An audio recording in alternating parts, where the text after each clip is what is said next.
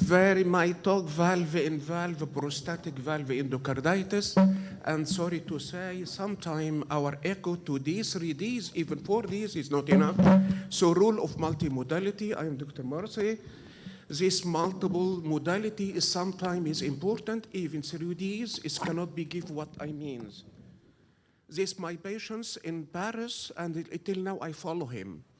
These patients very fragile, 71, have mitral bioprosthesis in 2000, severe PARC patients, comorbid, valve in valve, mitral valve replacement, the second one done in transapical way, and I want every cardiologist know this way, transapical approach. In October, in valve mitral valve replacement, October 2015, he have fever, suspected endocarditis, patient presented to us in congested failure, systolic murmur very clearly. I want to use a stethoscope, please, not everything modalities. Blood pressure is fine, EFAB in ECGs, and very quickly. Hemoglobin is 9, white blood cells 13, creatinine 125, BNP is high, blood culture is a staph math. This is a transesophageal echo in 14-2015, very clearly in your left side, clearly vegetations here. Right or no? Nice. Okay. Here, 3Ds, fine, but there is something important here. There is space. Effusion, pericardial effusion, or no? I don't know even, nicely. So, again, same thing, I see this space, there is flow, clearly flow, right? I make it by my arrow here. Flow inside the cavity. What's your diagnosis here? Bioprosthesis valve in valve endocarditis, pericardial effusion, LV aneurysm, or we like always as a cardiologist, LV false aneurysm. What do you think? No time, go. Cardiac CT, what exactly happened here? They make it very nicely, mitral annular pseudoaneurysm, which is not seen clearly at all in 3Ds, I don't know why. And lastly here, there is big apical false aneurysm. Very good. Ayman is happy, meaning it's good case. I'm not enough. This is not enough. I go for BTCT, which is we like it. Cardiologists like it. What exactly happened? There is very clearly uptake in prosthesis and again uptake in apical part of LV false aneurysm. Right? So what's here? Valve in valve endocarditis, LV false aneurysm, mostly. Right, what exactly happened? We'll go for decision and management. Patient will give antibiotic therapy, start vancomycin, and then cetrimazole, clindamycin, and then I follow by repeated TE and repeated CT scan. Definitely, when we see this patient, definitely you go quickly to surgery. Definitely, right. What's exactly happened here? In your left side, 14, there is vegetation clearly. After at least 14 to 30, 2 weeks, vegetation is nothing at all. Simple antibiotics. Fine, so what else? Sorry. What else here? Same thing here. You can see there is a space here, and the other space is clearly in your right side is become little bit big. Right or no? Yes. Fine. Evolution by antibiotic therapy, you can see very nicely. To compare both one, the difference is 2 weeks only. The false aneurysm become very hugely. Go to the skin even. So it's exactly clinically make like that. Right? Thank you. So what's your management now? We'll go by antibiotic therapy alone, emergency surgery. Please looking for Parkinson's patient, he's aged by 72. And then we'll go for elective surgery or others. What do you think? Emergency surgery, fine, this exactly. To make it very quickly here, always prostatic valve endocarditis, very risky, followed by TAVI, followed by naive endocarditis, to make it simple. Multimodalities, these my key slides here. Most of the time, TOE, transesophageal echo, make morphology. About BTCT, always the inflammation and infection. Lastly, cardiac CT, perivalvular lesion. This is my concern always. Guideline, they mentioned, please go quickly for surgery. Definitely. So let's go here. First, 2015, and then go up, and then skin become double apex. What's exactly our decision as a team? In Notre Dame, by the way. They mentioned, no, I will go for percutaneous intervention of pseudoaneurysm. This is exactly what happened. And this is the final result. Till now, the patient is still alive. His age is 78. He's my friend, by the way. Take-home message, incidence higher than other endocarditis, definitely. Frail person or patient, atypical presentation, diagnosis more always difficult. Multimodality is important. Guideline is only guideline. We are not give this patient surgery. Thank you very much. I'm okay? Thank you so much. Commonly miscommon duality, a bit of provocative title, but let's find out if it's just sensational or meaningful. Simplicity is the ultimate sophistication. I really don't like to bring to such kind of meeting rare cases or cases that portray us as a smart diagnostician and clinician, but instead a simple case that we stumble upon day in and day out with mistakes we commit day in and day out. This is a case of 85 years old gentleman. First clinical encounter was back in 2019 in OPD. The patient is diabetic, hypertensive. He had paroxysmal AF and benign prostatic hyperplasia. Presented with shortness of breath, class 3 and 4. And this is his echo, and we have seen and anchored on the severe aortic stenosis because the aortic valve was ugly looking with high gradients. So kind of self-satisfying and premature closure bias. We stop there, and this is so common in the field of diagnostication. Whenever you are confronted with a major abnormality that tends to blind you in almost 60% to find you have a drop in the diagnostic ability by 60%. So that's what happens to us here. In retrospect, I have done these measurements. The interventricular septal thickness is 1.7, and RV thickness is 1. This patient is also having this degree of MR, which is quantified as moderately severe mitral regurgitation. The diastolic dysfunction tends to be restrictive, sort of, and there is fusion of the E and A because of first-degree heart block. And you could also appreciate the blunted S prime, E prime, and A prime. The only thing that I want to alert you to is here. If you look here, the last images, you could appreciate so clearly that the basal segments are hypocontractile. But we missed it. We missed it. Okay. Now we just keep going here, and this is the gradient, and you could see that it's overdone, and this is confirmation bias because we need to prove that this is severe, so we're gonna follow the flare no matter what just to get to this 40 and above. But we have to go by model velocities. Now the other thing is that this patient is having pulmonary artery systolic pressure is like 80, 85, and the question to the panelists and the esteemed audience, how much is too much of pulmonary artery systolic pressure? That can be causally related to aortic stenosis because we have this argument a lot.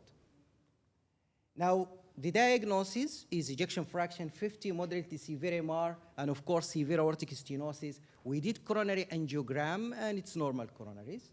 And this is the ECG for your interest. LVH, non-specific IVCD, and first-degree heart block. Yeah? Left bundle? You think it's left bundle? Yeah? Lead reversal? Okay, great, okay.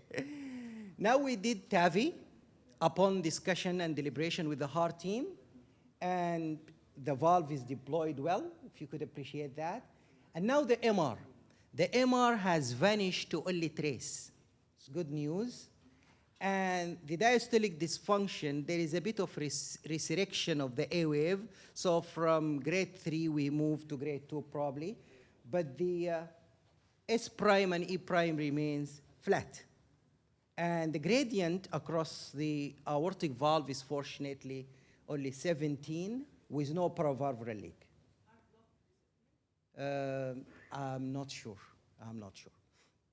Now, fortunately, our patient belongs to the 44% of patients whose MR improved from more than moderate to less than moderate after TAVI. And this is actually a game changer because we tend to elect surgery for these patients of severe AS and MR, but with this great chance of robust improvement with TAVI, we might give it a second thought. Anyhow, the patient lost follow-up for a time and seen back in OPD in December 2022, this time with progressive shortness of breath. And here is what we found. The ejection fraction has dropped to 40%, 45%. There is wall motion abnormality. It's kind of global according to the evaluation. And there is a trivial paravalvular leak. And again, diastolic dysfunction, and MR is resurrected again. This is retrospective analysis of the strain, and if you could appreciate the cherry on top, I tried my best to make it cherry on top, okay? So we took this patient to the heart, to the PET scan, okay? And you see this is the images, increased radiotracer uptake. This is grade 3. This is so consistent and in keeping with amyloid ATTR after we ruled out gammopathy, monoclonal gammopathy. So this is a case of amyloid.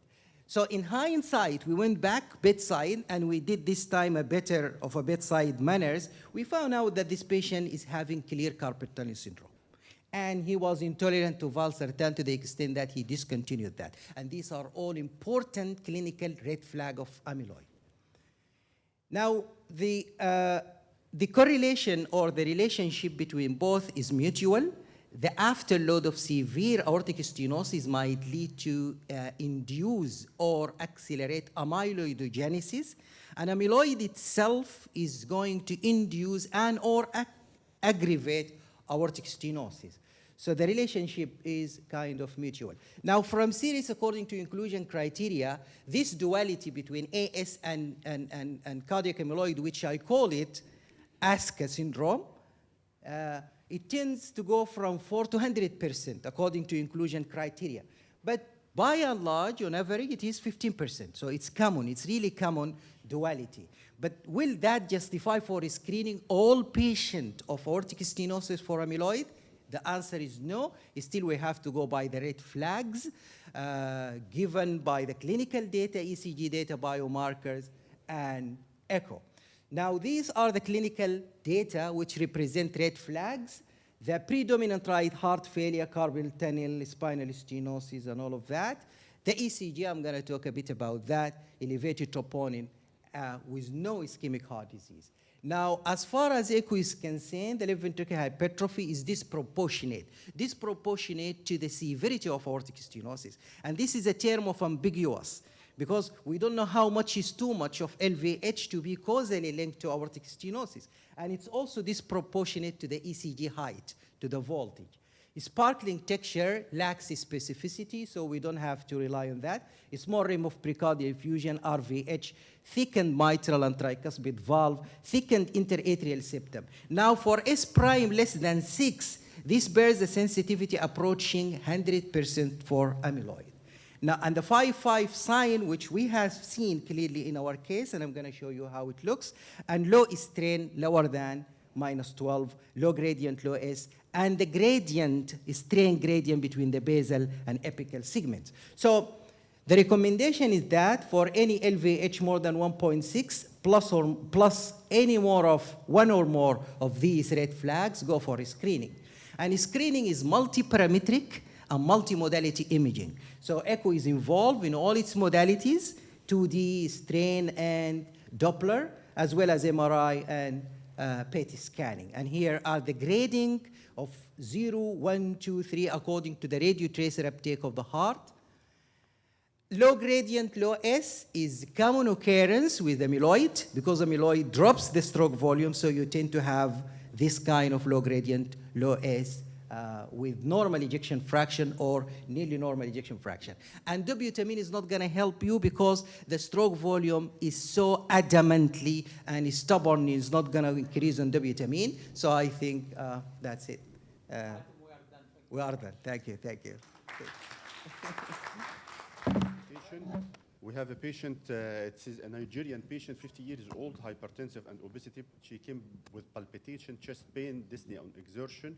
Hemodynamics, she was stable, only has machinery, continuous murmur in the left sternal border, the ECG, showed sinus rhythm with poor progression of our wave, rare atrial and ventricular extrasystole. The echocardiography showed, as we see here, as if we have a free space connected to the left ventricular outflow tract. I know this image it's difficult because when you show the CT, you know how much is difficult by the echo. And there is, as if we have, there is a flow between this free space and the left ventricular outflow tract. Here is the same. This is maybe evident more, the free space and the left ventricular outflow tract. Also, we have tricuspid regurg.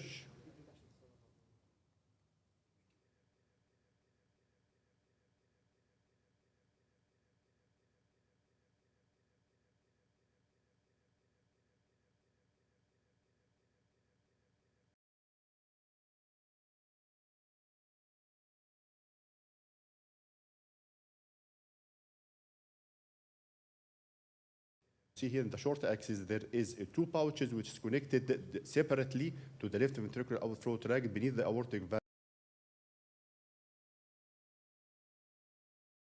and pressing the base of the pulmonary artery and cause this flow in the valve. It is a mechanical valvular pulmonary valvular stenosis.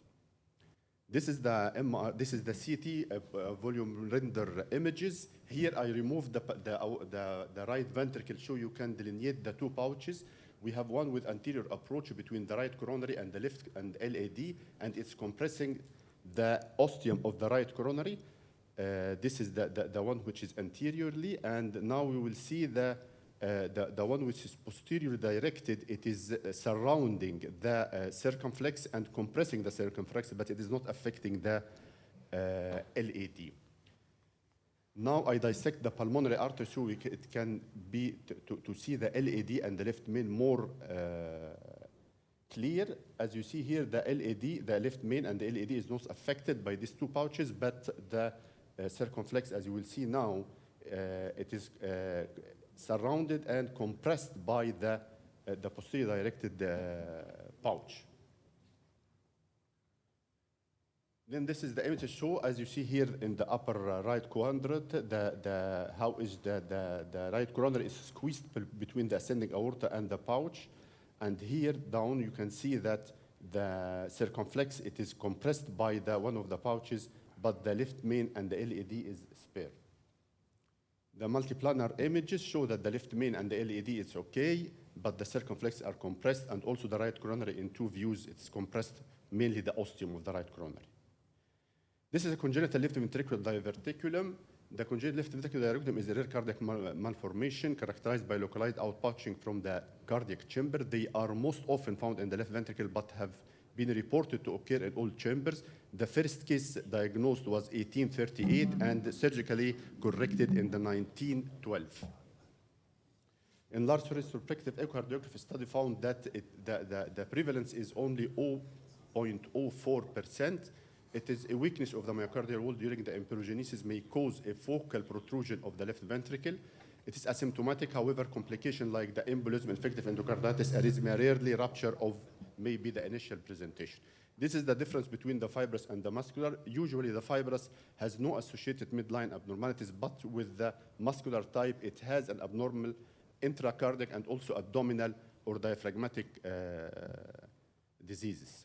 The differential diagnosis is between the left ventricular, the congenital left ventricular muscular type, the fibrous type, and the left ventricular aneurysm and the left ventricular pseudoaneurysm can be helped by the coronary angiography or the CT or the cardiac MRI to differentiate, but the cardiac MRI is the best because it is delineate if it is muscular or fibrous, and also with the delayed enhancement, it can differentiate between the pseudoaneurysm and the true aneurysm.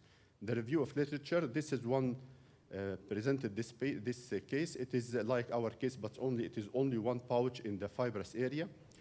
In the left ventricular outflow tract. The other one, it is the muscular in the apex of the left ventricle. And here, the treatment and prognosis and the take-home messages, the symptomatic or when associated with other cardiac abnormalities, surgical treatment is usually recommended. The controversy is on the patients who are asymptomatic. There is a group say that all surgically corrected because of the potential complication, but the other conservative because after the surgery, the patient can have heart failure or even death.